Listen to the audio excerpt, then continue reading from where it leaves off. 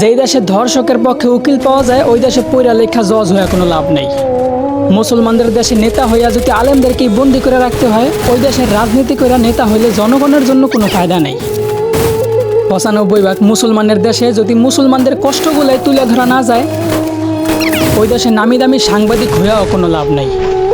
বলি জাকাত না দিয়া সুদ খাইতে খাইতে দেশটারে করছো ছারখার, এখন সূর্যের তাপ গায়ে লাগে তাই তোমাদের বৃষ্টির দরকার।